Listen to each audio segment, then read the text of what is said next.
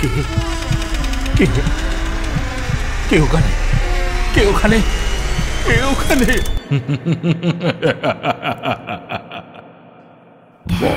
ভুতুরে, যেখানে জীবিত সব চরিত্র।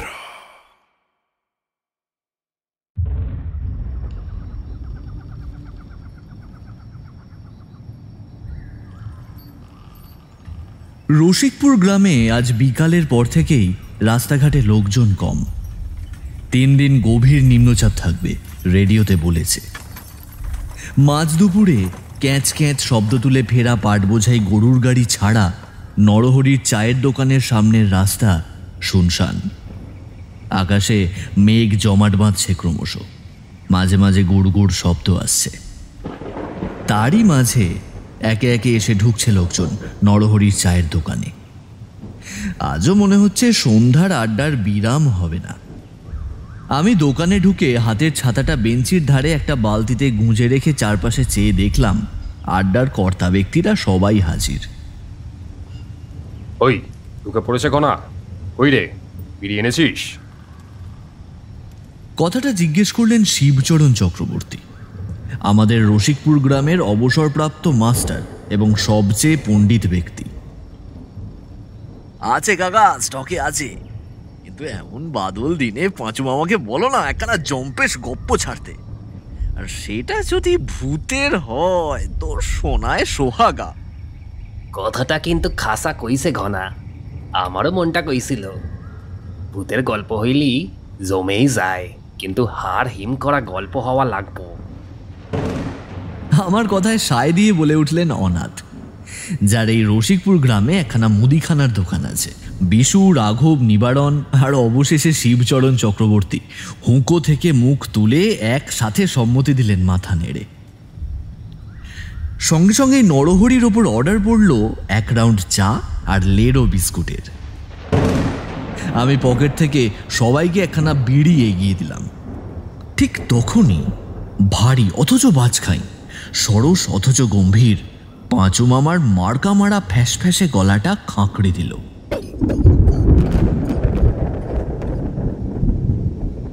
আর ঠিক সেই মুহূর্তে কোথাও একটা বাজ পড়ল। আহা, গল্প শোনার আদর্শ পরিবেশ। একখানা কাঁথা থাকলে না এইখানেই মুড়ি দিয়ে গল্প শুনতে শুনতে ঘুমিয়ে পড়তাম। এই শুনে মুচকি হেসে পাঁচু মামা তার লম্বা লিকলিকে হাতটা বাড়িয়ে দিলেন চক্রবর্তী মশাইয়ের দিকে। তারপর হুঁকোটা টেনে নিয়ে কিঞ্চিত টানতে লাগলেন, যেন লম্বা দৌড়ের আগে কোনো আরবি ঘোড়া ছোলার দানা চিবোচ্ছে। এই অবসরে পাঁচু মামার সম্পর্কে দুটো কথা না বললেই নয়।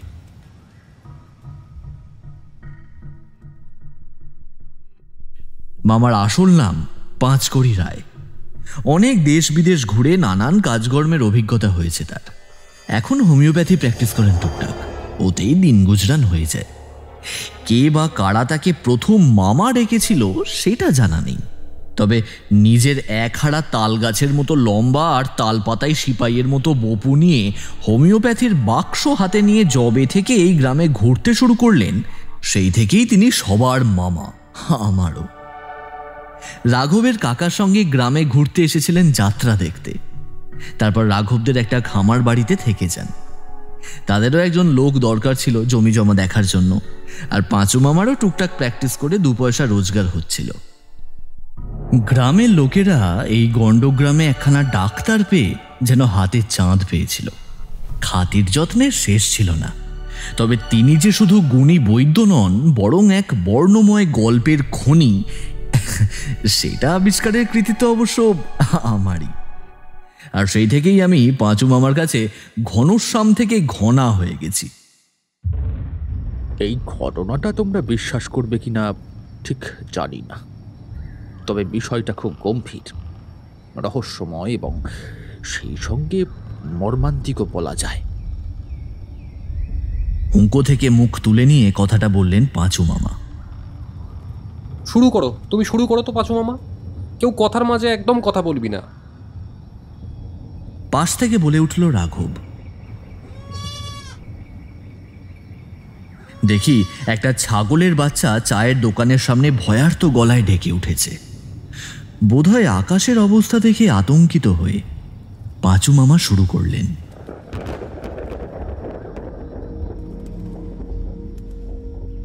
আমি তখন উত্তরবঙ্গের পারুল নামে একটি গ্রামে এসে উঠেছি। বছর 30 আগের কথা হবে। হোমিওপ্যাথি কলেজে পড়ি এবং সামান্য 2-4টে টিউশনি করি। গ্রামের নাম পারুল। রোজ সকালে বাস ধরে শহরে যাই এবং রাতের বাসে আবার ফিরে আসি। গ্রামে ওই 30 লোকের বাস। আমি যে বাড়িতে ভাড়া নিয়েছিলাম সেখানে আমার সঙ্গে থাকতো কার্তিক নামে আর এক ছোকরা। সে একটি এনজিও সংস্থার হয়ে কাজ করতে এসেছিল। ওই আশেপাশের গ্রামের লোকজনদের নিয়ে সমাজ কল্যাণমূলক কাজ করত, আর একটা ভাঙা সাইকেল জোগাড় করে এই গ্রাম ওই গ্রাম ঘুরে বেড়াতো। কার্তিক আসলে আমার থেকে ওই বছর 8 বড় ছিল, বুঝলে। এবং সবচেয়ে বড় কথা, ও ছিল ঘোর নাস্তিক। যে টিনের বাড়িটাতে আমরা ভাড়া থাকতাম সেটা ছিল দোতলা। উপরের তলাটা ভাড়া দেওয়া হতো এবং নিচের তলাটা সর্বদাই তালা বন্ধ থাকত। শুনেছিলাম মালিক নাকি ওই একতলাটা নিজের জন্য রেখেছিলেন, তবে আদতে তিনি ছিলেন এক পাটের ব্যবসায়ী। আর সত্যি কথা বলতে সস্তায় বাড়িটা পেয়ে তাই কিনে ফেলেছিলাম। আমাদের বাড়ির পেছনেই ছিল একটা কুল গাছ, আর সেটার পেছনে বিস্তৃত ফাঁকা জমি, যা শেষ পর্যন্ত একটা পানা পুকুরে গিয়ে মিশেছিল। ধীরে ধীরে গ্রামের লোকজনদের সাথে আমাদের পরিচয় বেড়ে উঠল। কার্তিকের ছিল প্রবল ব্রিজ খেলার নেশা, আর আমারও তাই। একদিন গ্রাম থেকে 2 বাসিন্দা, একজন সুধীন্দ্র এবং আর একজন বিরাট, ছুটির দিনে আমাদের সঙ্গে ব্রিজ খেলতে এলেন। খেলা বেশ জমে উঠেছিল, আর তারই মাঝে মাঝে চলছিল ওই টুকটাক গল্প আর কি। সেই গল্পের ফাঁকেই সুধীন্দ্র এবং বিরাট মাঝে মধ্যে ওই পারুল গ্রাম সম্পর্কে কয়েকটা গুরুত্বপূর্ণ তথ্য দিচ্ছিলেন। কি ব্যাপার, তুমি সকালে সিঁড়ির নিচে কি খুঁজছিলে? সুধীন্দ্র জিজ্ঞেস করলো কার্তিককে। ওই নিচে একটা ট্রাঙ্ক ছিল, তালাটা জং ধরা, একটু টানতেই খুলে গেল, ব্যাস। আর কি, খুলে দেখলাম ভিতরে দারুণ ইন্টারেস্টিং জিনিস রয়েছে। আচ্ছা, তাই নাকি? তা বাড়িওয়ালার জিনিস হবে হয়তো। ওইসব কি খাঁটা আমাদের ঠিক হচ্ছে? আমরা হলাম কিনা সামান্য 100 টাকার ভাড়াটিয়া। আমি কার্তিকের বাম পাশ থেকে জিজ্ঞাসা করলাম, কাঠগুলোকে ঠিক করতে করতে। আরে ছাড়ো তো, আরে তুমি দেখছি ভিতর ডিম। আর ওই পাটের বানিয়ে জানবেটা কিভাবে? আরে কি কি আছে দেখে নাও, মজা নাও। বুড়ো আসার আগে জিনিসপত্র সেট করে দাও, ব্যাস। কি পাচ্ছ, কোনো ফারাক পাচ্ছ না তুমি? আমি একবার কার্তিকের দিকে তাকালাম। তার চোখের দৃষ্টি ধূর্ত এবং চঞ্চল, যেন কিছু একটা ব্যক্ত করতে চাইছে। আর ঠিক তখনই একটা গন্ধ আমার নাকে এসে লাগলো, সুমিষ্ট একটা গন্ধ। আতর! আমি তারস্বরে চেঁচিয়ে উঠলাম।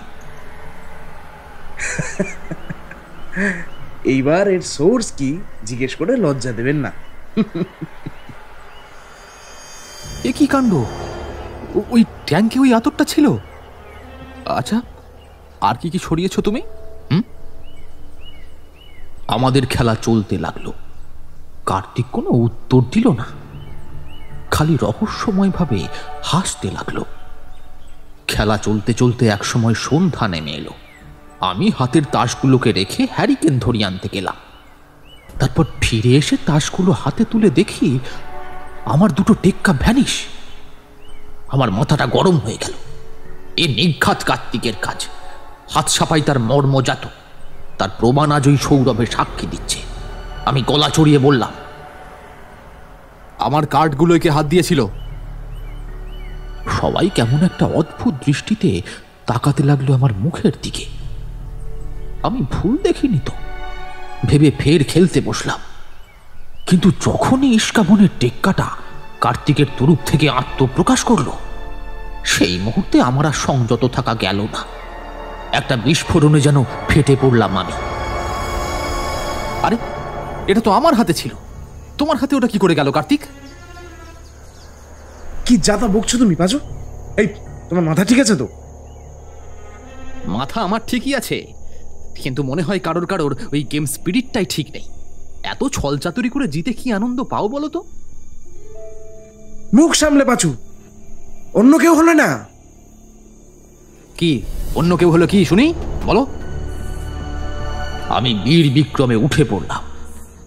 কার্তিক আমার থেকে বয়সে বড় হলেও কি হবে, আমার থেকে মাথায় ইঞ্চি চারে খাটো। ক্রোধে আমার হাত নিষ্পিস করছে। ওই চোরচোরা চিটিংবাজদের আমি একদম বরদাস্ত করতে পারি না। তখন আবার রীতিমতো শরীর চর্চা করতাম, বুঝলে। একটা আপার কাট ছেড়ে দিলে কার্তিকের ওই বদন যে গণেশের সাথে আইডেন্টিফাই করা যাবে না, সে নিয়ে আমার পুরো আত্মবিশ্বাস ছিল তখন। আমার সাথে দুজন কোনো রকমে আমাকে শান্ত করল, আর কার্তিক ওর আগে ফুঁসছিল। তাকে সুধীন্দ্র বলল, আহা, অন্ধকারের মধ্যে কাঠ ছিটকে গেছে ভাই। ওহ, কি যে ছেলে মানুষই করো না তোমরা। আবার খেলা শুরু হলো, কিন্তু কেন জানি না আর আগের মতো মন বসছিল না। দুটো দান খেলেই আবার খেয়াল করলুম কখন যেন পাশের জগ থেকে জল খাওয়ার সময় আবার আমার কাঠগুলো চালান হয়ে গেছে ওই কার্তিকের কাছে। আমি সন্দেহ করলাম, এটা তিনজনের মিলিত প্ল্যান নয় তো, নাকি কোনো একটা প্র্যাকটিক্যাল জোক। শরীরটা ভালো লাগছে না বলে সেদিনের মতো খেলাটা শেষ করলাম আমি নিজেই। এমন খেলার কোনো মানে হয়?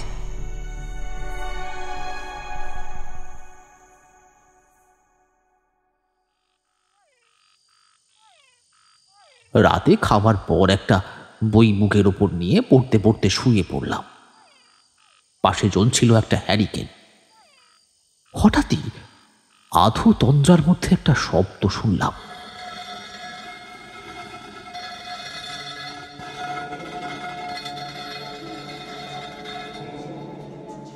যেন সিঁড়ির তলা থেকে একটা ভারী কিছু মাটিতে ঘষার শব্দ।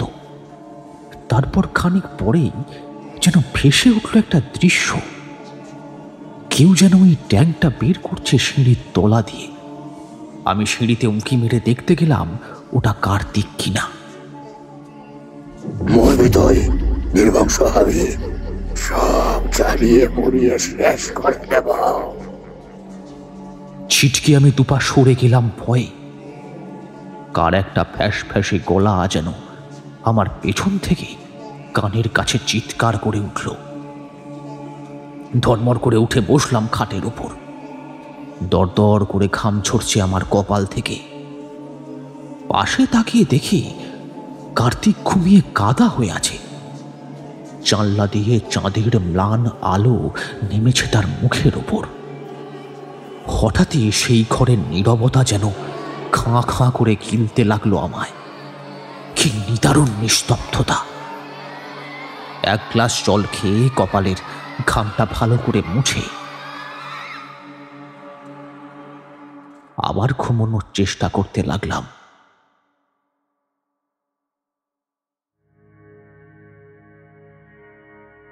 সেদিন রাতের ঘটনাটা আমার অবচেতন মনে একটা গভীর দাগ কেটেছিল। কারণ ঘটনাটা সামান্য হলেও তার আতঙ্কের মাত্রা ছিল পুরোদস্তুর।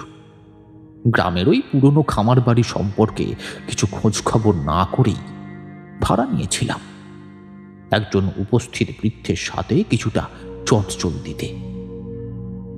সেদিন সেটা মনে হতে লাগলো বাড়িটা এককালে কোনো এক সম্পন্ন চাষি শস্য সংগ্রহের জন্য নির্মাণ করেছিলেন, এইটুকুই শুনেছিলাম। আর তারপরেই বাড়ি বেচে দিয়ে বাংলার বাইরে প্রবাসী হয়েছে। সুতরাং তাদের সাথে যোগাযোগ করা সম্ভব ছিল না, সেটা বুঝতে পেরেছিলাম। আর গ্রামের লোকজন আমাদের আইবুড়ো ছেলেদের দেখে এড়িয়ে যায়। তাদের দুই পার্টনার ছাড়া আর বিশেষ কাউকে পেলাম না যে এই খামার বাড়িটা সম্পর্কে অধিক কিছু তথ্য দিতে পারবে। অবশ্য সকালে উঠেই আমি আবার সিঁড়ির তলায় দেখে নিয়েছি ট্যাঙ্কটা যথাস্থানেই আছে। কার্তিককে কাল রাতের ব্যাপারটা জিজ্ঞেস করা বাতুলতা হবে, সেটা বলাই বাহুল্য। সে আমাকে নির্ঘাত ভীতু আর কল্পনাপ্রবণ হিসেবে দেখিয়ে দেবে, আর তাদের পার্টনারদের কাছে আমি হাসির সম্পদ হয়ে উঠব। সেটা ভেবেই ব্যাপারটা আমি চেপে গেলাম। কিন্তু ফের একটা অদ্ভুত উপদ্রব শুরু হলো 2-3 পর থেকে। সেদিন কার্তিক একটা বড় কোট আর একটা ঢাউস লম্বা হ্যাট জোগাড় করে দেখি সিঁড়ি দিয়ে উপরে উঠে আসছে। তাসের দিনে সংঘাত ভুলে আমরা ফের স্বাভাবিক হয়ে গেছি। আমি তাকে দেখি হেসে ফেললাম, জিজ্ঞাসা করলাম,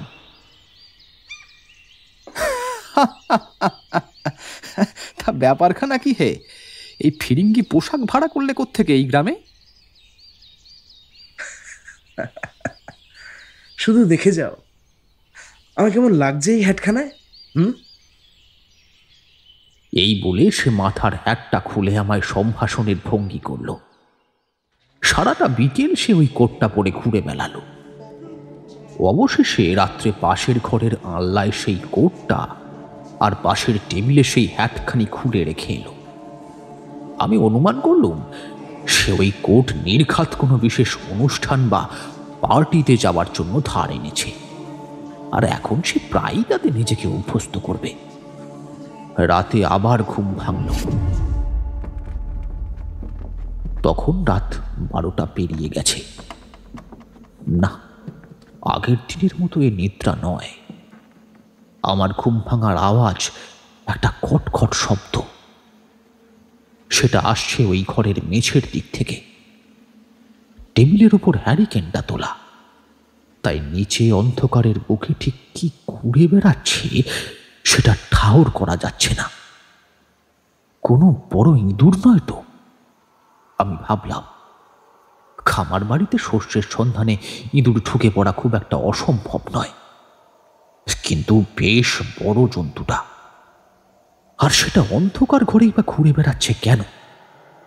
তাই ভাবতে লাগলাম নিথর হয়ে। বুকটা ধক ধক করে উঠল।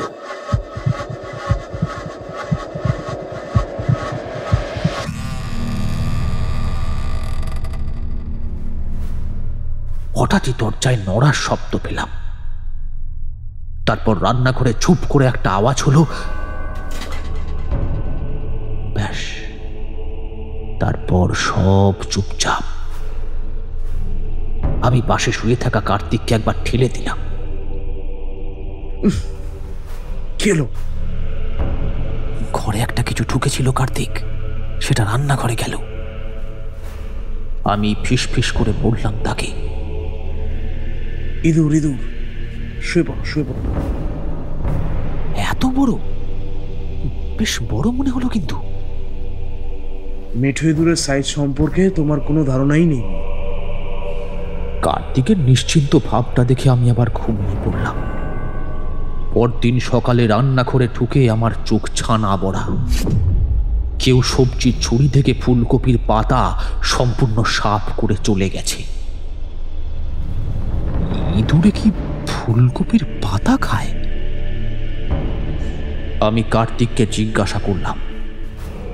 সে কোনো উত্তর দিল না। ব্যাপারটা তাকে উৎসাহিত করল না মনে হয়। সে সকাল সকাল প্রস্তুত হয়ে কাজে বেরিয়ে পড়ল।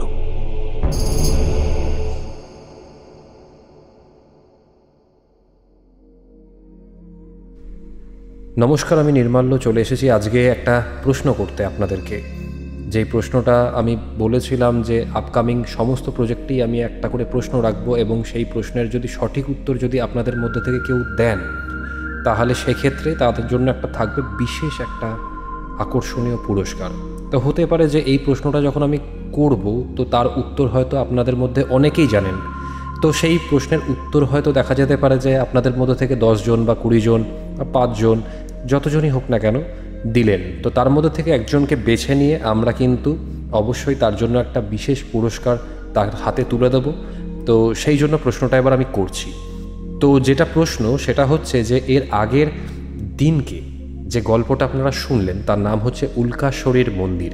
তো সেই উল্কাশ্বরীর মন্দিরে একটা চরিত্র ছিল যার নাম ছিল গৌরপ্রসাদ চন্দ্র।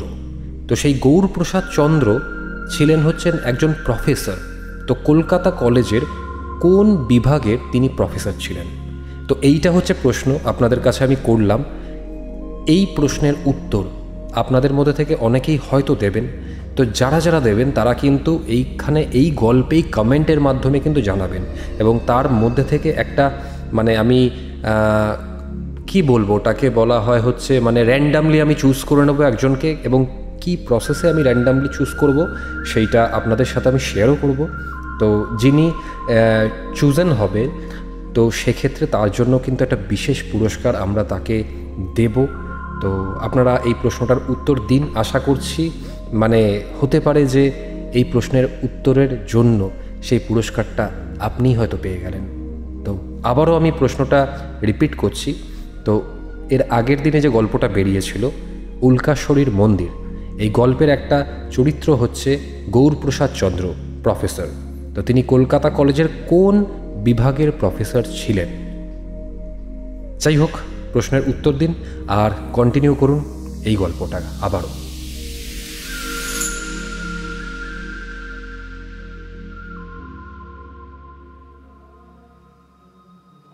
জায়গাটা অনুসন্ধান করে বেশ কিছু চমকপ্রদ বিষয় আমার নজরে এলো।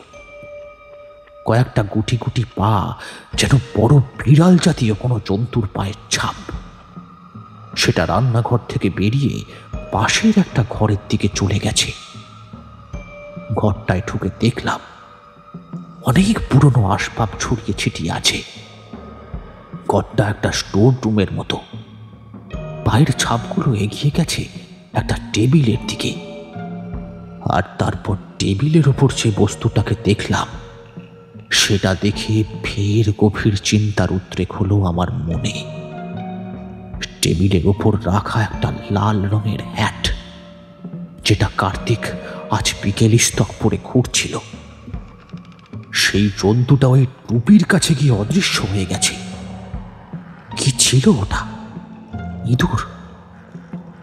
বিড়াল? ফার্ম বিড়াল? নাকি নাকি অন্য কিছু যেটা কপির পাতা খায়? এরপর আরো 2 দিন কেটে গেল।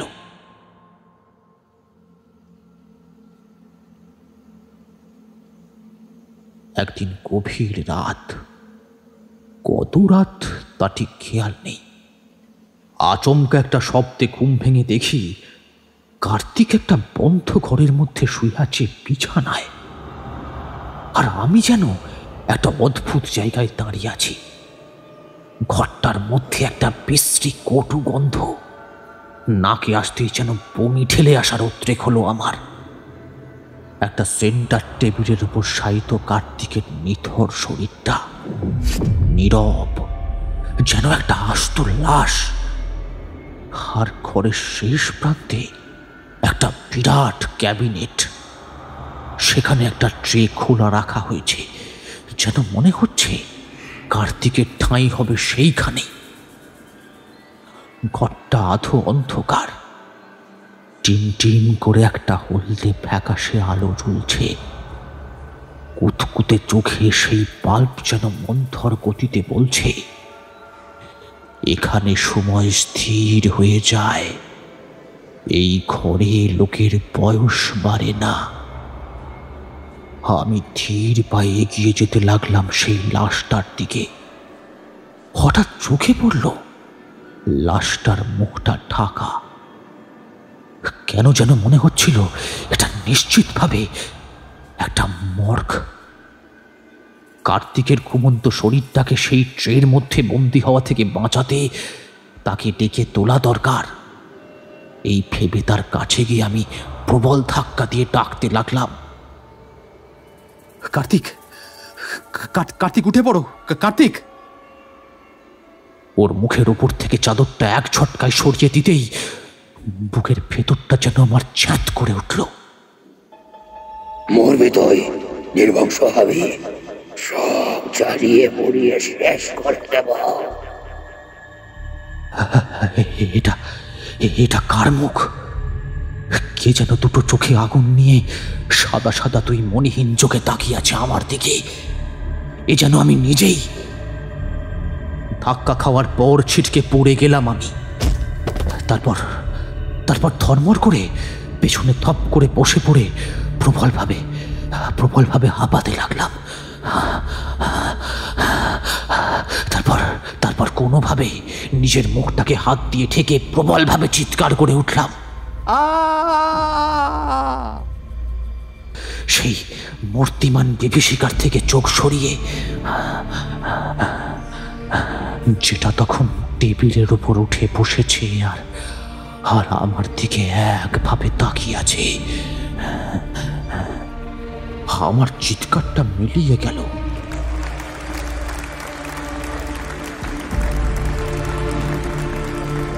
অজস্র হাততালি আর বিরাট দর্শক মণ্ডলীর প্রবল উল্লাস আর চিৎকারের মধ্যে ওরা কারা?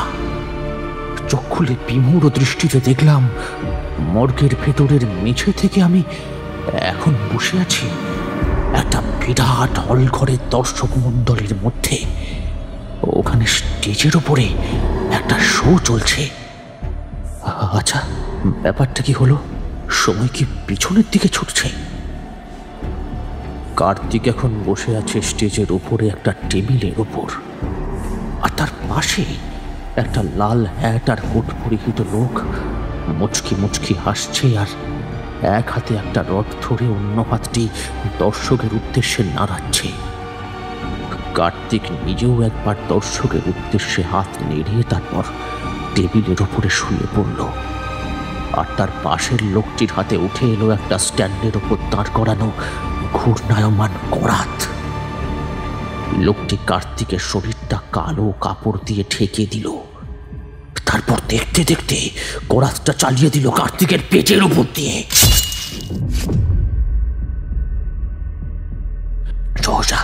সহসা রক্ত ছিটকে আসতে লাগলো, কেঁপে কেঁপে উঠতে লাগলো কার্তিকের শরীরটা। এদিকে আমার মতো দর্শক মণ্ডলীও তো তখন হতবাক, স্তম্ভিত। একজন মহিলা হঠাৎ চিৎকার করে উঠলেন সেই রক্তে রাঙা ম্যাজিশিয়ানের মুখটা দেখে। ভয়ানক দৃশ্যটা বোঝানোর মতো ভাষা আমার কাছে নেই। সেই চিৎকার কানে যেতেই ম্যাজিক ম্যান আরো ক্ষিপ্র হয়ে উঠল, আর দর্শকের মধ্যে উঠল প্রবল হট্টগোল। সেই চিৎকারের মধ্যে কার্তিককে আরো টুকরো টুকরো করতে লাগলো সে।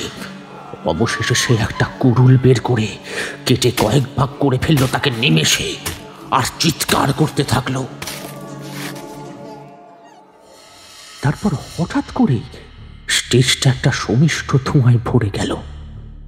নৃত্যানুষ্ঠানে যেই রকম দৃশ্য পাল্টানোর সময় ধোঁয়া দেয়, এটাও ঠিক সেই রকম, অবিকল সেই রকম। তারপর ধোঁয়ার চাদর পাতলা হয়ে আসতেই আমি দেখলাম একজন কসাই সেই বডিটা টুকরো টুকরো করে কাটছে। তারপর সেই মাংসের টুকরোগুলো একটা প্যাকেটে পুরে রেখে দিচ্ছে ফ্রিজের ভেতরে। তারপর আবার দৃশ্যান্তর, অনেকগুলো হিংস্র কুকুরের চিৎকার শোনা গেল।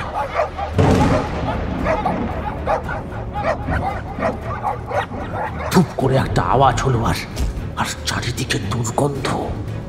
কয়েকটা কুকুর দৌড়ে আসছে সেই মাংসটাকে খেতে। একটা মাংসের প্যাকেট পড়ে আছে সেই ভ্যাটের উপরে। চারিদিকের আকাশ কালো, মেঘ জমেছে আর ঘন ঘন বাজ পড়ছে। তারপর একটা দমকা হাওয়ায় কালো কালো সব কাগজ, কাপড়, ময়লা আবর্জনার আকাশটা অন্ধকার হয়ে আসছে।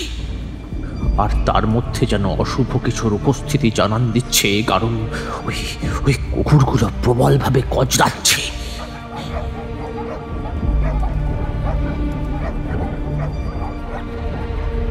তারপর হঠাৎ করেই একটা কুকুর ঝাঁপিয়ে পড়লো সেই মাংসের থালার উপর। একটা তুলে নেয় এক খাবলা মাংস। কার্তিকের একটা চোখ আটকে আছে সেই মাংস পিণ্ডটায়, একটা মাংসের টুকরোতেই। তারপর কুকুরটা সেটাই মুখে নিয়ে দৌড়ায়, আর দৌড়াতে দৌড়াতে সে পৌঁছায় একটা স্টেজের উপরে। তারপর সব আলোগুলো জ্বলে ওঠে।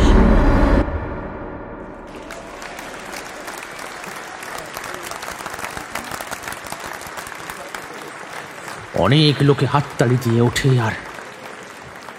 আর সেই কসাই ম্যাজিশিয়ান দুজনেই এসে দাঁড়িয়ে করতালি গ্রহণ করে তাদের ওই রক্ত মাখা মুখে। তারপর হঠাৎই সেই কসাই ম্যাজিশিয়ানের দৃষ্টি চায় আমার দিকে। তার মনেহীন সাদা চোখে চিকচিক করে ওঠে নিষ্ঠুর এক হাসি। হাতের চপারটা তুলে আমার দিকে এগিয়ে আসতে থাকে সে। আমি চিৎকার করে উঠে ধরপর করে বিছানার উপর উঠে বসি।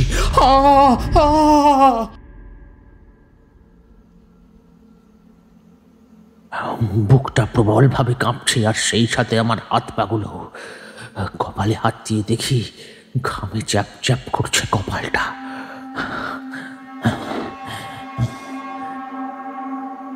তার কয়েকদিন পরপরই একটা অদ্ভুত পরিবর্তন লক্ষ্য করলাম আমার রুমমেট কার্তিকের মধ্যে। সন্ধ্যা হতেই সে খামার বাড়িতে গিয়ে ঢুকে পড়ে, আর আকাশে মেঘ জমলে বা বজ্রপাতের শব্দ হলেই সে ভয়ে কুঁকড়ে বিছানার উপর বসে থাকে। আর তার পরনে থাকে সেই কোট আর লাল রঙের লম্বা হ্যাটটা মাথায়। সেই আগের মতো প্রাণবন্ত উজ্জ্বল সদা হাস্যকর কার্তিক আজ কোথায়? অন্ধকার হলেই তার গতিবিধি হয়ে যাচ্ছে চুক্তির বাইরে। তারপরই আমি লক্ষ্য করলাম হঠাৎ সে কাজে যাওয়া বন্ধ করে দিয়েছে। সিঁড়ির নিচের ট্যাঙ্কটা আগেই উঠিয়ে নিয়ে এসেছিল সে পাশের ভাঁড়ার ঘরে, আর সেই ঘরের দরজা বন্ধ করে কি সব গোপন কর্মকাণ্ড করছে সে।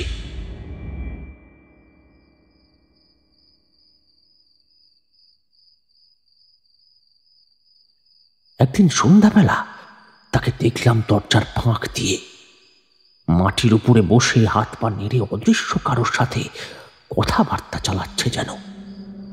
দরজায় টোকা মেরে বললাম, আসতে পারি কার্তিক? চলে যা এখান থেকে, আমায় বিরক্ত করিস না। ওর এই গলার আওয়াজটায় আমি চমকে উঠলাম। এটা কার গলা? সেই সুমিষ্ট জোয়ান ছেলেটার গলা তো এটা নয়। এটা একটা ফ্যাস ফ্যাসে বৃদ্ধর গলা। বুকে কাঁপুনি ধরিয়ে দেবে এমনই ভয়ানক স্বরপ্রক্ষেপ। বেশ ভয় করতে লাগলো আমার, কিন্তু তবুও কেন জানি না কি একটা ভর করেছিল আমার উপরে। আমি পাল্টা জিজ্ঞাসা করলাম, তুমি আসতে না বললেও আমি কিন্তু ভেতরে ঢুকতে পারি কার্তিক। এটা তো আমারও ঘর, তাই না? তা কি করছো তুমি এখন? সরে যা, আমায় প্র্যাকটিস করতে দে, আমায় উত্তেজিত করিস না। রক্ত উঠে মরবে, জিভ টেনে ছিঁড়ে নেব তো। প্র্যাকটিস? কিসের প্র্যাকটিস? কি করতে চাই কার্তিক? দরজা খুলে আমি আস্তে আস্তে ভিতরে ঢুকলাম। তারপর ঠিক ওর পিছনে গিয়ে দাঁড়ালাম। কোনো কথা না বলে স্রেফ বিরক্ত করবার উদ্দেশ্যে টক টক করে পা দিয়ে মেঝের ওপর টোকা মেরে শব্দ করতে লাগলাম আমি। সেইবার মুখ ঘুরিয়ে তাকালো আমার দিকে, তারপর বলল, চলে যাও নিজের ঘরে, কেন নিজের বিপদ বাড়াচ্ছ? বাহ, এই তো দিব্যি আছো। ভালো অভিনয়টা জানো তো। আমায় ভয় দেখানোর চেষ্টা করছিলে নাকি, যাতে তুমি কি ছেড়ে ফাঁক করে দিয়েছো ওই ট্যাঙ্কের ভেতর থেকে সেটার কোনো সাক্ষী না থাকে? হ্যাঁ, আচ্ছা, এতবার বলা সত্ত্বেও তুমি ওটা খুলে দেখাচ্ছ না কেন আমায়? দেখা থেকেই দেখছি একটা নতুন তালা কিনে লাগিয়েছো, আবার চাবিটা লুকিয়ে রাখছো নিজের কাছে। আচ্ছা, এত গোপন করার মতো আছেটা কি শুনি? আমার এই কথা শুনে একটু আহত হওয়ার ভঙ্গিতে সে বলল, এসব বলা যাবে না, এসব গোপন বিদ্যা এসব। হ্যাঁ, আমি বুঝতে পেরেছি এটা কোনো এক সময় তান্ত্রিকের ট্যাঙ্ক ছিল, তাই তো? আর সেই সংক্রান্ত পুঁথিপত্র তুমি পেয়েছো। আচ্ছা, এইসব কত বিপজ্জনক তুমি জানো? ধারণা আছে তোমার? ও শুনতে পাবে, ও রাগ করবে, একদম চুপ। কে শুনতে পাবে? যে মাঝে মাঝে আসে।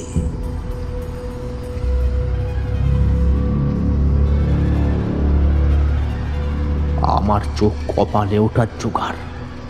একবার ভাবলাম সে আমাকে ভড়কি দেখাচ্ছে না তো। তার কথার পাল্টা দেওয়ার ভঙ্গিতে প্রতিবাদ করে বললাম, কি যাতা বলছো কার্তিক? কে আসে এই পণ্ডগ্রামে? এই গ্রামে একই লোকজন কম, কেউ তো কথা বলতেই আসে না। যে কথা বলতে গেলে মাথা নিচু করে পালায়। কে আসে তোমার কাছে? হ্যাঁ,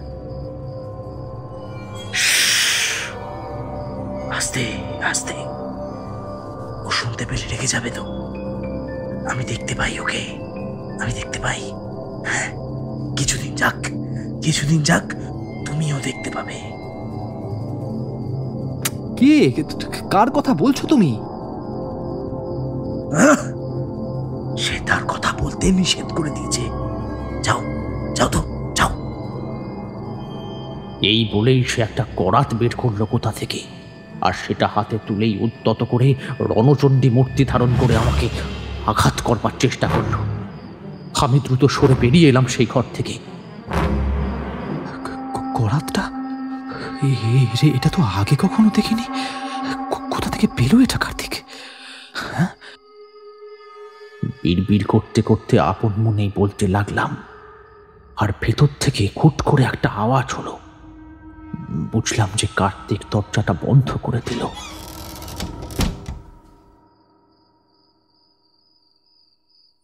তার কিছুদিন পর একদিন স্নান ঘরে ঢুকেছি।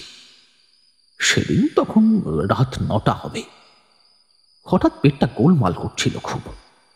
স্নান ঘরে ঢুকে কাঠের পাল্লাটা টানতেই তার পেছনে আটকানো আয়নাটায় আমার চোখ পড়ল।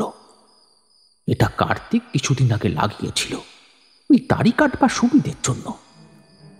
হঠাৎ হারিকেনটা তুলে পাশে একটা উঁচু জায়গায় রাখতে যাবো ঠিক সেই সময় আয়নায় কিছু একটা নজরে এলো আমার। ধক করে উঠল বুকটা। এক নজরে মনে হলো উঁচু বসার বেদির উপরে কেউ যেন বসেছিল।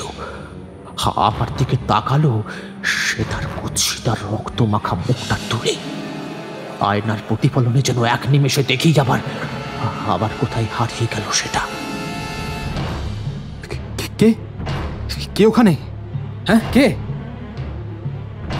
হারিকেনটা তুলে নিয়ে কোনো মতে বিস্ফারিত চোখে চেয়ে দেখলাম সেই বেদিটার দিকে, কিন্তু কোথায় কে? কাউকেই তো দেখতে পেলাম না।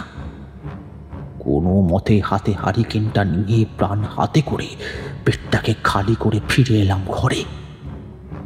তার কিছুক্ষণ পরেই মনে হলো আমি বসে আছি, আর আমার মাথার উপর টিকটিকির মতো কেউ যেন বসে আছে। সিলিং এর সাথে সেটে গিয়ে সেটা মুখ ঘুরিয়ে ঘুরিয়ে তার লকে জিভ বের করে দেখছে আমার দিকে। একবার মনে হলো মাথাটা তুলে তাকায় ওপরের দিকে, কারণ কেউ একটা আছে সেখানে, আমি স্পষ্ট বুঝতে পারছি। কিন্তু সাহস হলো না। লোকটা চুপ করে আমার সামনে নেমে এলেই হারিকেনটা ছুঁড়ে মারবো তাকে, তারপর চোঁচো করে দৌড় মারবো। সেটাই ঠিক করে রাম নাম জপতে লাগলাম আমি প্রবল ভাবে। এভাবেই দিন কাটে, কিন্তু ভালোই টের পাচ্ছিলাম এই খামার বাড়িতে এমন কিছু একটা আছে। সেটা ধীরে ধীরে প্রকাশ হয়েছে কার্তিকের কাছে, কিন্তু এখনো আমাকে সাক্ষাৎ দেয়নি। অথবা আমার যুক্তি এবং বিজ্ঞান মনস্ক মন তখনও হয়তো অটুট এবং শক্ত প্রতিবাদ করে তুলেছিল সেই অপশক্তির বিরুদ্ধে। তাই তখনও পর্যন্ত আমি ঠিক আছি। কার্তিকের দশা দিনের পর দিন খারাপ হচ্ছিল। এই বাড়ির হাওয়া শুভ না, এই কথাটা আমাকে কেউ না বলে দিলেও আমি হাওয়ায় লেখা এই অদৃশ্য কথাটা যেন পড়তে পারছিলাম। সেই হাওয়া আজে তলে তলে কতটা শানিত এবং ক্ষুরধার হিংস্র আক্রমণে ক্রমশ বশ করে ফেলেছে কার্তিকের হৃদয়, সেটা টের পেলাম আগের ঘটনার 3-7 পরে।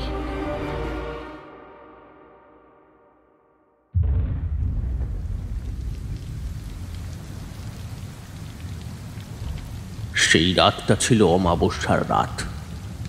তার উপরে আকাশে ছিল মেঘের উপদ্রব। আবহাওয়াটাও খারাপ হতে শুরু করেছিল। গুঁড়ি গুঁড়ি বৃষ্টি পড়ছিল বাইরে। রাতে রুটি আর আলু ভাজা খেয়ে শুয়ে পড়েছি। কার্তিক এখন অনেক অনেক রাত পর্যন্ত জেগে থাকে। সেই ঘরেই কি সব করে ছিটকিনি দিয়ে। হঠাৎ দেখি মাথার কাছের জানলাটা শব্দ করে খুলে গেল, আর ছোড়ো হাওয়া ঢুকে আমার মুখ, চোখ, বুক সব ভিজিয়ে দিল। আমি এক ঝটকায় উঠে জানলাটা বন্ধ করতে গেলাম। কাঠের জানলাটায় ছিটকিনিটা দিয়েছি, আর হঠাৎ পাশের ঘরটা খুলে যাওয়ার শব্দ পেলাম। বাইরে যেন ঝড় উঠেছে, দমকা হাওয়া দিচ্ছে, আর সেই হাওয়াতেই মনে হয় খুলে দিয়েছে দরজাটা। ছুটে গিয়ে বন্ধ করতে গিয়ে দেখলাম ঘরের ভেতরটা ফাঁকা। এদিকে কার্তিকও বিছানায় নেই। কোথায় গেল সে? পা টিপে টিপে সিঁড়ির কাছে গেলাম। দোতলার দরজাটা খোলা। কার্তিক নির্ঘাত নিচে গেছে। এত রাতে কোথায় গেল সে?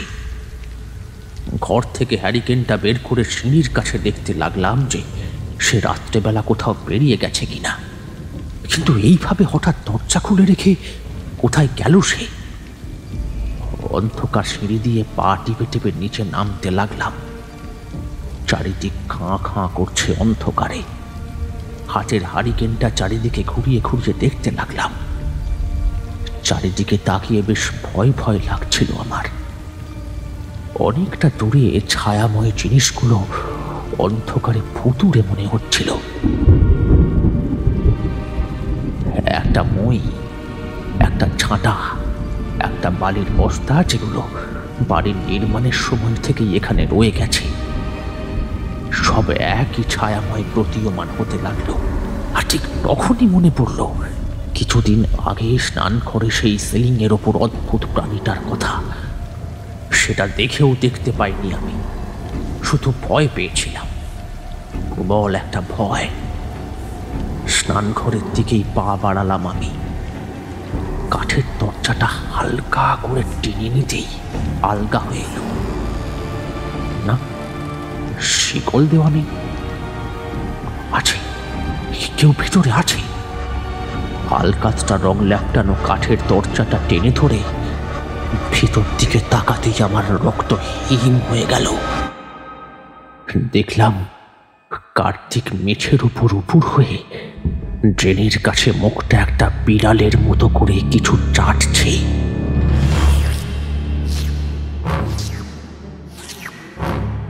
আমার মনে পড়ে গেল আমার প্রবল সর্দি হয়েছিল, আর ওইখানেই একটু আগে আমি আমার থকথকে কপটা ফেলে গিয়েছিলাম।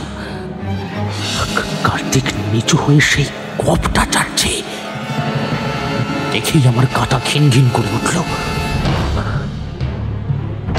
কার্তিক, এটা কি করছো তুমি?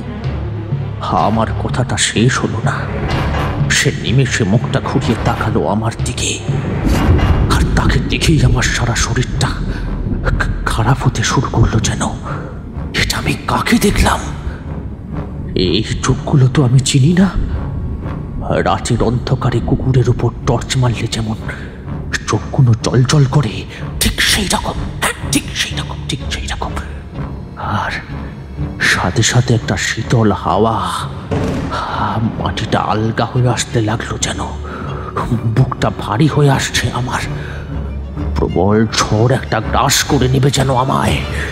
কত জিঘাংসা, কত হিংস্র সেই দৃষ্টি। পা হাত অবশ হয়ে আসতে লাগলো আমার। মনে হলো যেন আমি সেইখানেই বসে পড়ব। কোনো বাক্য যেন বাঁধুনি পড়তে চাইলে না সেই মুহূর্তে। কোনো মতে দরজাটাকে বন্ধ করে এক পা করে পিছিয়ে আসতে লাগলাম। মুখটা সেই কালো আলকাতরা মাখা দরজাটার দিকে করে সিঁড়ি বেয়ে উঠতে লাগলাম আমি ওপরের দিকে। ভয়, মনে একটা প্রবল ভয়, যেন সেই বিভীষিকা যেটা কার্তিকের উপর ভর করেছে সেটা দরজা খুলে বেরিয়ে আসবে এক্ষুনি। বুকটা কেঁপে কেঁপে উঠতে লাগলো আমার। ঘরে ঢুকে দরজাটা বন্ধ করে দিলাম। একটা কম্বল টেনে নিলাম নিজের মুখের ওপর দিয়ে চাপা নিয়ে। তবু যেন শরীরের কাঁপুনিটা থামতে চায় না। ওদিকে বাইরে বৃষ্টিটা বেড়েই চলল। এই বাড়িটা ছাড়তেই হবে, নইলে নিস্তার নেই, হার বাঁচা যাবে না। কালকেই বিহিত করতে হবে আমাকে একটা।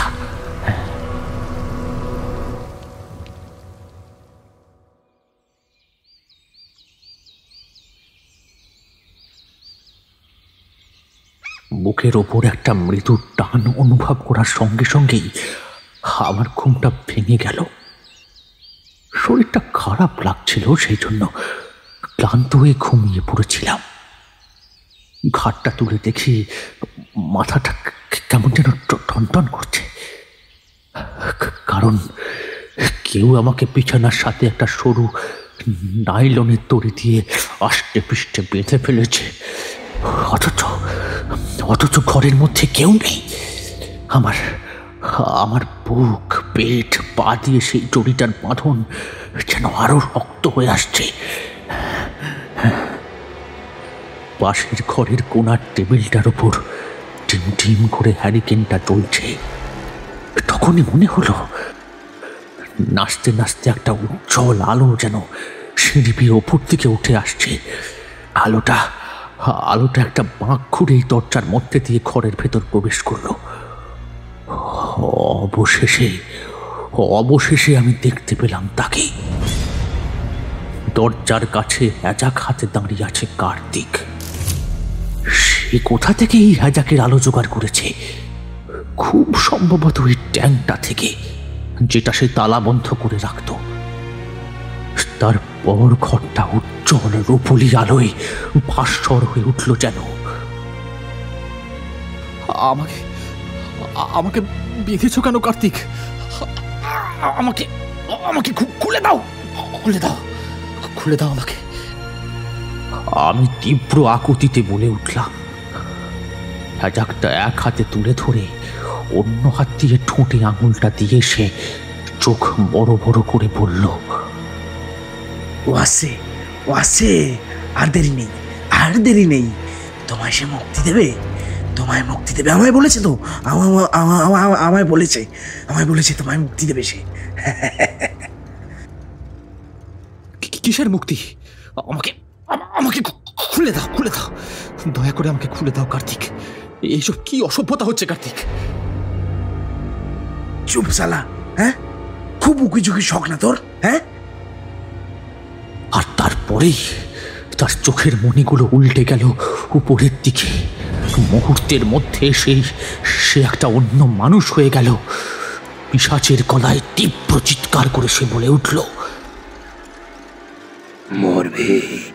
মরবে তুই, এইবার গলায় রক্ত উঠে মরবি, ইঁদুরের মতো পুড়ে মরবি তুই এই রাতে।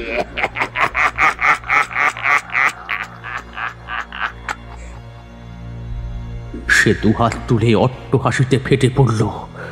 তারপর হাতের হ্যাজাক আলোটা রেখে দিয়ে নাচতে শুরু করলো। তারপর তার পিঠের পেছন দিক থেকে বের হলো তিনটে ছোড়া, আর তড়াক করে লাফ দিয়ে আমার বিছানার উপর উঠে বসে ছোড়াগুলো নিয়ে লোফালুফি করতে শুরু করলো। সে যেন সার্কাসের কোনো খেলা দেখাচ্ছে। ছোড়াগুলো যথেষ্ট ভারী এবং মজবুত। ওর হাত থেকে একটা ছোড়া যদি খসে পড়ে তবে শটানে সে কিঁতবে আমার বুকের ওপরে। তাতে আমার কি দশা হবে সেটা ভাবতেই আমার শ্বাস শুকিয়ে এলো। ওকে বিরক্ত করা ছেড়ে দিলাম আমি। সে একসময় ওই খেলায় অতিষ্ঠ হয়ে পড়ল। তারপর ছোড়াগুলোকে কাঁক কাঁক করে পতিত করে দিল আমার মাথার দুই দিকে। তারপর কড়িবর্গার সাথে মস্ত একটা দড়ি লাগিয়ে ট্রাপিজের খেলার মতো করে খাটের ওপর থেকে দড়ি ধরে লাফ দিয়ে পৌঁছলো হারিকেন ডাকা টেবিলটার ওপর। পরের বার আবার সুইং করে ফিরে এলো খাটে।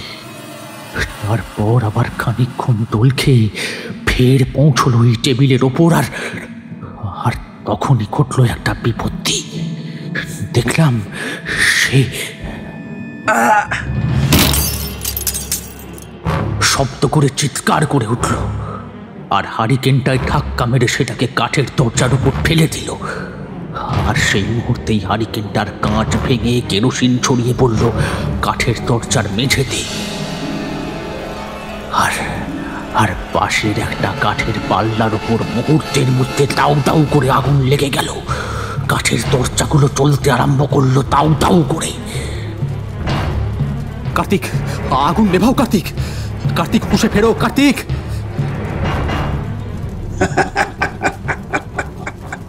তোকে মুক্ত করে দেবো আজ, তোকে আজ মুক্ত করে দেবো। তারপর সেই আগুনের লিকলিকে শিখাকে সে সম্পূর্ণ অগ্রাহ্য করে দড়ি ধরে খেলেই চলল। এইবার আরো ভয়ঙ্কর, আরো নিষ্ঠুর হয়ে উঠল সে। সেদিকে আগুন ছড়িয়ে পড়ছে দরজার পর ক্রমশ ঘরের দেওয়ালে, কোণে রাখা কাগজের স্তূপে আমাদের আল্লাহর জামা কাপড়গুলোকে গ্রাস করছে আগুনে। আর এদিকে কার্তিক উন্মাদের মতো টেবিলের ওপর থেকে লাফ দিয়ে পড়ছে দড়ি ধরে। সে বিছানার ওপর আমার পাঁজর লক্ষ্য করে পা ছুঁড়ছে মুহুর্মুহু। যন্ত্রণায় আর্তনাদ করে উঠছি আমি, আর কেসে উঠছি মাঝে মধ্যে। তারপর কোনো মতে নিজেকে বাঁচানোর প্রাণপণ চেষ্টা করে একটা পা টেনে বার করলাম সেই দড়ির বাঁধন থেকে। উদ্দেশ্য ছিল আমার পাঁজর লক্ষ্য করে কার্তিকের পরবর্তী আঘাতের থেকে নিজের পা দিয়ে প্রতিরোধ তৈরি করে নিজেকে রক্ষা করা।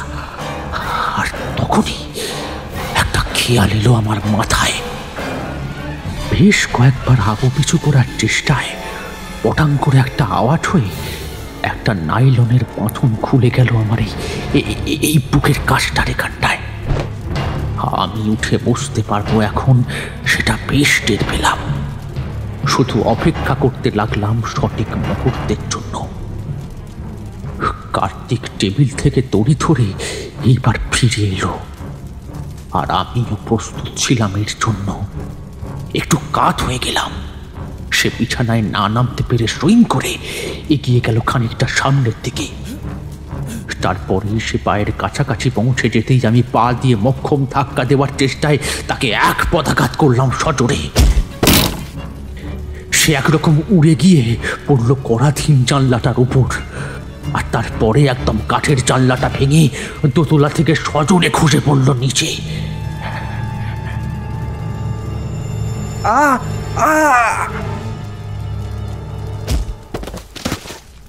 তারপর প্রায় সাথে সাথেই ধূপধাপ করে দুটো শব্দ হলো। সেটা এলো ঘরের পাশের কুল গাছটার দিক থেকে। আমি বাঁধন খুলে কোনো মতে উঠে দাঁড়িয়েছি। সহসা ঘরে এসে ঢুকলো জোনাচারের গ্রামবাসী, আর তাদের সবার আগে সেই তাস খেলার সঙ্গী দুই পার্টনার সুধীন্দ্র আর বিরাট। এদিকে ঘর তখন প্রায় ধোঁয়ায় ভরে গেছে, আর আগুন গ্রাস করছে দেওয়ালগুলোকে, টিনের চালগুলোকে। আমি কিছু বলার আগেই ওরা আমাকে টেনে ঘর থেকে বাইরে বের করে নিয়ে এলো, আর লোকজন মুহূর্তে বালতি বালতি জল ঢালতে লাগলো সেই আগুন নেভানোর উদ্দেশ্যে। আমি প্রবলভাবে কাঁচতে কাঁচতে বললাম,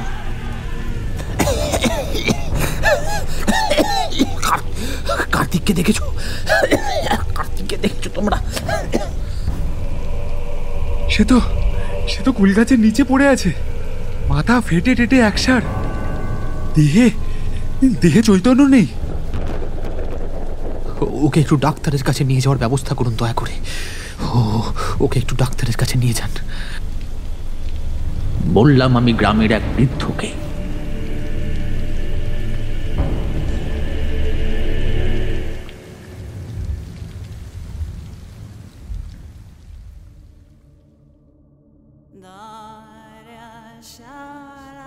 সেই রাতেই অবশেষে একটা গরুর গাড়ি ভাড়া করে তাকে পৌঁছে দেওয়া হলো পাশের এক হাসপাতালে। আমাকেও নিয়ে গিয়েছিল ওরা সেই গাড়িতেই। তখন বুঝতে পারিনি, পরে পরীক্ষায় দেখা গেল আমার বুকের একটা হাড় হালকা ফ্র্যাকচার হয়েছিল। অসহ্য ব্যথায় পরদিন সকালে আমার হুঁশ ফিরল। আর শুনলাম কার্তিক কাল ভোর রাতে শেষ নিঃশ্বাস ত্যাগ করেছে। শুনে মনটা বড় ভারাক্রান্ত হয়ে গেল। মৃত্যুর কারণ মাথায়, বুকে, মেরুদণ্ডে একাধিক ফ্র্যাকচার। সে দোতলার জানলা থেকে ঝাঁপিয়ে পড়ে প্রথমে কুলগাছের ওপরে পড়ে, তাতে আঘাতপ্রাপ্ত হওয়ার পরে ফের শটান মাটির উপর পড়ে, তাতেই প্রাণঘাতী আঘাত পেয়েছিল সে। পুলিশ এসে আমাকে জিজ্ঞাসা করলো কাল রাতের ঘটনাটা। পাড়ার লোকেদের জবানবন্দিতে আমি পার পেয়ে গেলাম। যারা আমায় খাটে বাঁধা অবস্থায় দেখেছিল তারাই বলল পুলিশকে সব। কার্তিক যে মৃত্যুর আগে সম্পূর্ণ উন্মাদ হয়ে গিয়েছিল এবং হাত থেকে দড়ি ছুটে দোতলার জানলা ভেঙে পড়েই যে তার মৃত্যুটা হয়েছে, সেটা পুলিশের রিপোর্টে সেই তথ্যে লিখে নিল। সেদিন হাসপাতালে অবশ্য বেডে শুয়ে থেকে এক বৃদ্ধ পাগলাটে ভবঘুরে লোকের সঙ্গে আমার আলাপ হলো। পারুল গ্রামের খামার বাড়ির বাসিন্দা আমি, এটা শুনে তিনি অবাক হলেন। চোখ কপালে তুলে বললেন, ওটা তো ভূতের বাড়ি, কেউ থাকতে পারে না ওখানে, মালিক বেচে দিয়ে পালিয়েছে। ও তোমাদের ভাড়ায় বসিয়েছিল ওখানে বুঝি? কি শয়তান! ভুতুরে বাড়ি কেন? আরে গ্রামের এক বউয়ের সাথে ওই লোকটার লটঘট ছিল। লোকটা ওই বাড়িতে জমিদারদের থেকে ভাড়া নিয়ে থাকতো। আদতে একটা খামার বাড়ি, কিন্তু মাঠ নেই, ধান নেই, তাই তো ফাঁকা বাড়ি দিয়েছিল ভাড়ায় জমিদাররা। লোকটা জানো তো ম্যাজিক জানতো, সার্কাসে খেলা দেখিয়ে বেড়াতো। টুপি থেকে খরগোশ বেরিয়ে পড়তো, ছুরি নিয়ে খেলা দেখাতো। ট্র্যাপিজের খেলাও শিখেছিল। তবে ওই বড্ড মেয়ে মানুষের নেশা। এখানে সার্কাসের খেলা দেখাতে এসে এক গ্রামের বউকে মনে ধরে। তার ঠিকানা নিয়ে এই বাড়ি ভাড়া নিয়েছিল ওর সাথে লটঘট করার জন্য। খরগোশ? বিড়বিড় করে বলে উঠলাম আমি। মনে পড়ে গেল রাতে রান্নাঘরের সবজির ছুরি থেকে কপির পাতা খেয়ে যাওয়ার ঘটনাটা, আর প্রথম দিনের সেই অদ্ভুত ঘটনাটা। হ্যাঁ, বারে বারে আমার তাস কার্তিকের তুরুপে চলে যাচ্ছিল, সেটাও একটা ব্যাখ্যা পাচ্ছিলাম আমি। তাসের খেলা মানে ম্যাজিক। বাপকেও ছাড়ে না। একদিন সে বউটার বর খবরটা পায়, এক দুপুরে হানা দেয় ওই বাড়িতে। দুইজনকে হাতে নাতে পাকড়াও করে। সাংঘাতিক মার মারে ওই ম্যাজিক ম্যানকে। পিটিয়ে পিটিয়ে গ্রামের চারিদিকে ঘোরায় নগ্ন করে, তারপর নাক খত দেওয়ায়।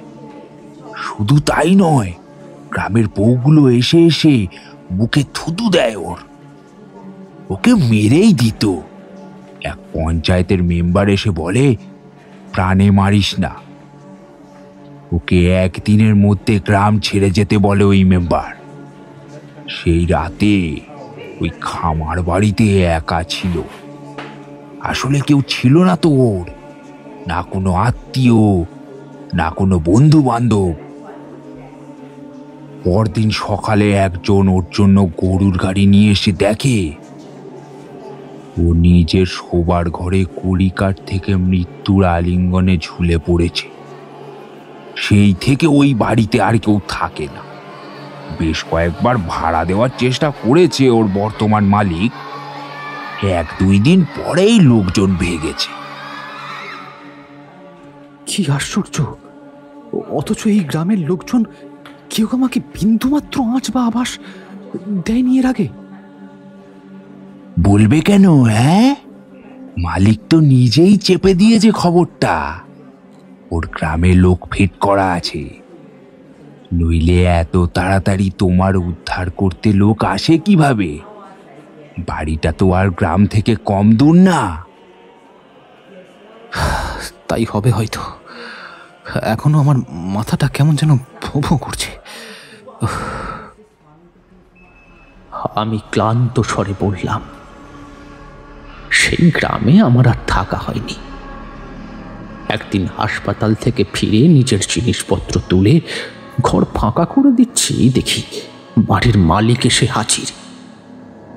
সে দেখি বাড়ির ব্যাপারে বা সেখানে থেকে যাওয়ার ব্যাপারে টু শব্দটিও করল না। চলে যাচ্ছে শুনে কার্তিকের ব্যাপারে দুঃখ প্রকাশ করলেন। ব্যাপারটা যে মেকি সেটা বুঝতে আমার সন্দেহ রইল না। উনি সব জেনে শুনে আমাদের বিপদের দিকে ঠেলে দিয়েছিলেন, সেটা ভাবতেই আমার ভীষণ রাগ হলো। কিন্তু সেই বয়সে কতটুকুই বা ক্ষমতা ছিল আমার। নিজের মালপত্র নিয়ে পারুল গ্রামের খামার বাড়ি ত্যাগ করলাম। তারপর আবার এক নতুন ঠিকানা খুঁজতে বেরিয়ে পড়লাম। পাঁচু মামার গল্প শেষ হলো। হালকা নীরবতা বিরাজ করল নরহরির চায়ের দোকানে। শুধু ভেসে আসতে লাগলো শিবচরণ চক্রবর্তীর অবিরাম টেনে যাওয়া হুঁকোর আওয়াজ, আর বাইরে ঘন ঘন মেঘের গর্জন। ও, ম্যাজিক ম্যানের জিনিসগুলো কার্তিক ব্যবহার করা শুরু করেছিল, তাই ওর ওপর আস্তে আস্তে ভর করতে শুরু করে ওই ম্যাজিশিয়ান, তাই তো? জিজ্ঞেস করল রাঘব। তার প্রশ্নে জানার আগ্রহ বেশি না কটাক্ষ সেটা পরিষ্কার হলো না। তোরা বুদ্ধিমান, এবার তোরাই বুঝে নে, বলল পাঁচু মামা। পাঁচু মামা চা খেলেন আরও এক কাপ। ঘরের নিস্তব্ধতা ভেঙে গেল রাঘবের গলার আওয়াজে। কিন্তু পাঁচু মামা, সেদিন তোমার একটা কোট পরে ঘুরতে দেখলাম যেন। যেদিন তুমি শহর গেছিলে একটা বড় লোক পেশেন্ট বাড়িতে, আর তোমার ঘরে আমি ওই লাল লম্বা হ্যাটটা দেখেছি মনে হচ্ছে। এই গল্পের সাথে ওগুলোর কি কিছু সম্পর্ক আছে নাকি? আচমকা বলে উঠল রাঘব। সে জমিদার বংশের ছেলে, সে কাউকে তোয়াক্কা করে না। যখন তখন পাঁচু মামার ঘরে ঢুকে যায়। পাঁচু মামা অবশ্য এই কথার উত্তর দিলেন না। দেখি নিজের হাতে ছাতা তুলে নিলেন। দ্রুত চায়ের শেষ চুমুকটা দিয়ে উদাসীন গলায় বললেন,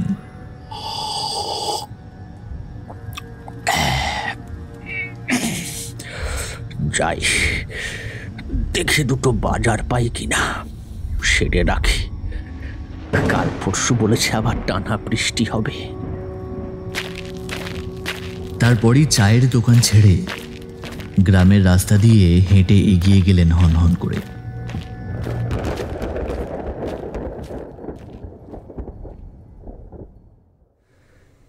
তো বন্ধুরা, আজকের গল্পটা কেমন লাগলো?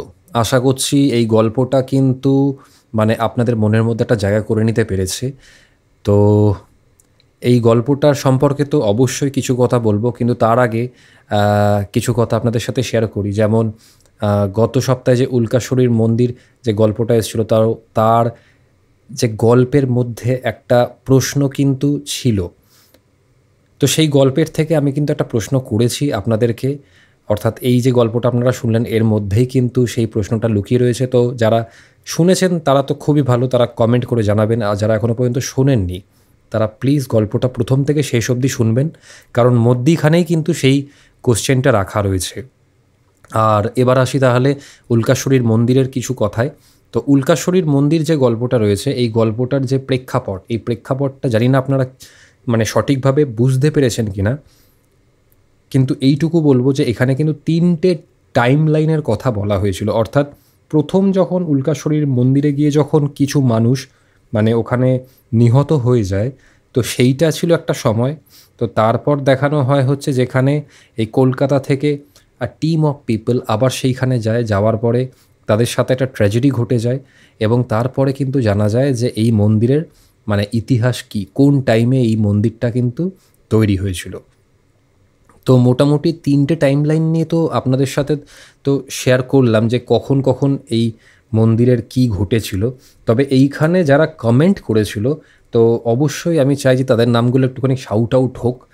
তো আমি কিছু র্যান্ডাম কমেন্ট এখান থেকে তুলে নিচ্ছি। যেমন একজন লিখেছেন ভীষণ ভালো লাগলো, ওনার নাম হচ্ছে কবিতা দাস। তো উনি কমেন্ট করেছেন। তো তারপরে সৌরভ ভট্টাচার্য লিখেছে ভালো হয়েছে গল্পটা, অন্য ধরনের এবং খুব সুন্দর, carry on. Thank you Sourav.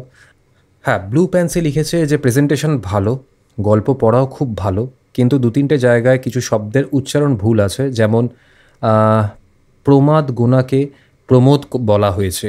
Overall বেশ ভালো। So thank you blue pansy আমাদের এই ভুলগুলোকে ধরিয়ে দেওয়ার জন্য।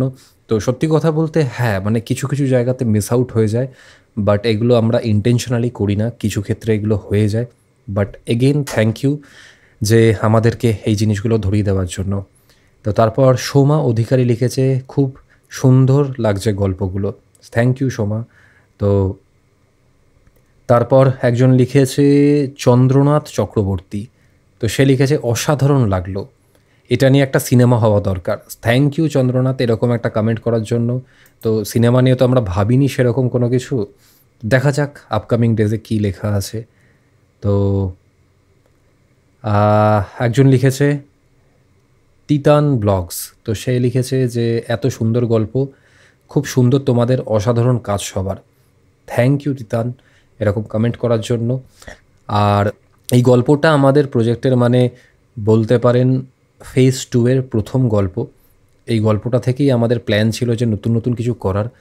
তো যত দিন এগোবে আস্তে আস্তে আমরা তো ইভলভ করছি এবং তার সাথে আমাদের এক্সপ্যানশনও আসছে। তো যত দিন এগোবে আপনারা সেটা আরও বুঝতেও পারবেন। খুব তাড়াতাড়ি আমাদের প্ল্যান রয়েছে যে আমরা যে ইউটিউবে যে শর্টস হয়, তো সেই শর্টসের ওখানেও আমরা গল্প দেব, যে ছোট ছোট যে গল্পগুলো হয় যেগুলো 10 মিনিট বা 15 মিনিটে, তো সেই ধরনের গল্প আমরা ওখানেও মানে শেয়ার করব আপনাদের সাথে শেয়ার করার জন্য। তো এইটা হচ্ছে একটা প্ল্যান।